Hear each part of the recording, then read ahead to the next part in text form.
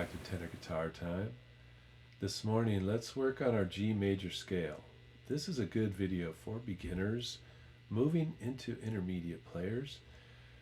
I would suggest if you're playing in GDAE and you want to start learning scales, the G major scale is probably your most useful one to get to know first.